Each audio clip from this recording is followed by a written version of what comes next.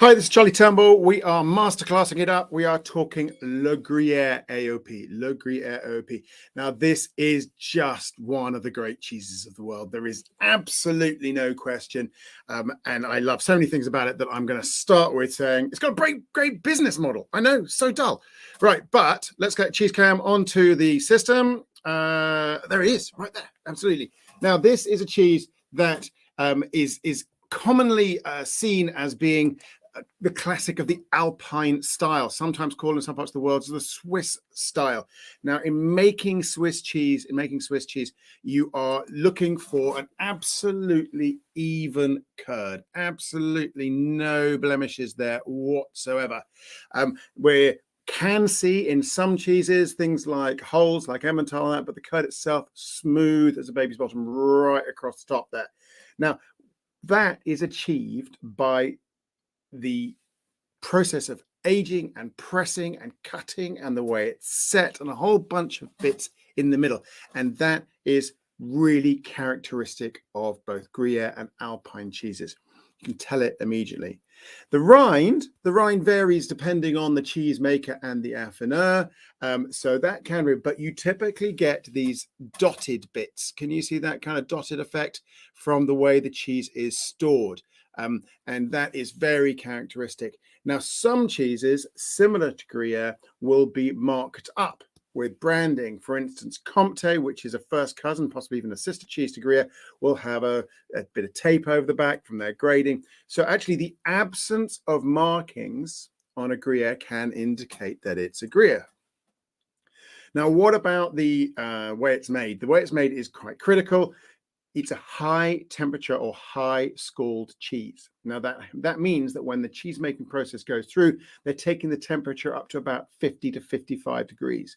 Why does that matter? Two very important things happen. One, you're beginning to pick out the bacteria from the starter that you want to process through or process your curd through and age your cheese to give the flavors it wants. But two, it prefers a different kind of proteinase. It makes a different kind of it's plasmin, right? Now, this we can go in more to when you come to my classes talking about the metabolism of cheese, but proteinases are what takes this into the flavors that we want, the metabolism into volatiles. And plasmin has a habit of producing sweeter and more floral notes. And that's why this cheese has such a balanced flavor. So let's talk about flavor. So as we all know, when we talk about flavor, start with the taste: sweet, salt, acid, bitter, umami. Now, this one is known for its balance between its sweet, its salt, and its umami. Sweet, savory, and acid sweet, savory, and salt are in balance, roughly the same with this cheese, which is why it's so very popular. Cheddar's much more savory. Goudas tend to go towards that sweet side with those big caramel notes. This one's got much more balance. Once we go into the dairy flavors, the second step of our taste analysis, we're looking at butters, creams, cooked milk, sometimes milky notes. Nothing too pronounced, just a broad, creamy note, a broad, creamy, slightly buttery note. Nice and simple there.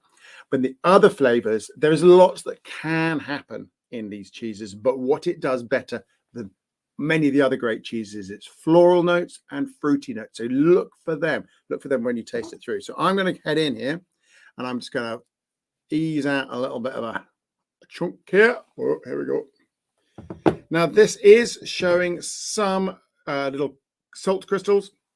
Remember, those aren't salt. They are chemical salts, but that is not salt as in tasty salt. And that's a tyrosine based one. And it manifests there. Can you see that little white dot there? That kind of thing.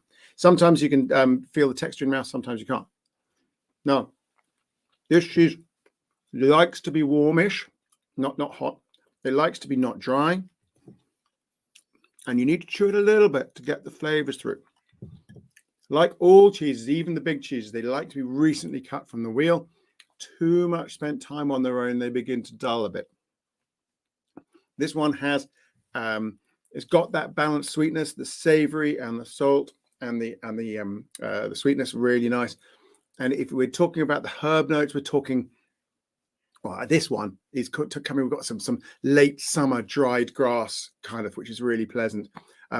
Not so many fruity notes here, more that herbal, floral, little flower notes there. Really nice.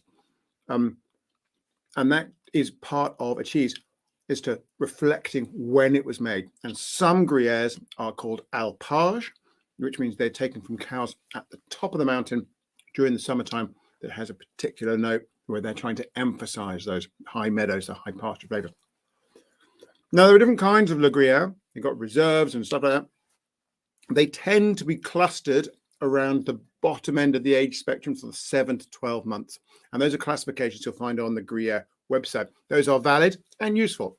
But for me, they don't really express the extraordinary capacity of these flavors to taste, but the cheeses to taste once you go past 12 months into the 16, 18 months. Those ones aren't classified in the same way. There you're looking for the affineur or the help of a cheesemaker to really allow you to access those, because the flavors at the really top end make this cheese great. And this is what wins awards. So this cheese has won the World Cheese Awards more times than any other cheese by a country mile. It's like 6 or something. Quite amazing. Its business model, why I respect this, is this has the perfect blend of artisan and cooperative or large scale production. So at the top end of the valleys, you've got these little guys, over 200 dairies making cheese, and they feed down through affineurs, they feed down through a big marketing machine, and they come out into the world with the support of the big Gruyere consortium. So it retains the small scale love you farmer moment, which means it's got the characteristics of individualism and locality, but the benefits of affineuring, where you take the cheese and start to bring it on through its 12, 18 months and then market abroad. It's got all the values of scale, which means this cheese, good cheeses from Gruyere, travel far. You don't have to search for good Gruyere as much as you might have to search for good versions of other cheeses. So I love that. Really focus on the fact these are balanced flavors, awesome, well-traveled, beautifully aged, award-winning 6 Gruyere. It's great. I hope that encourages you to go and find good Gruyere. Oh, should mention, fantastic cooking cheese, particularly at its younger ages. At 7 to 9 months, brilliant for sauces, fondues, and that kind of thing. But a little bit of big cheese, the older cheese, to flavor it off is nice. But actually, at that young age, brilliant for cooking. Back to my point. Enjoy this cheese. Go out looking for a good one. It's well worth finding these extraordinary versions of Le Gruyere that are available in the world.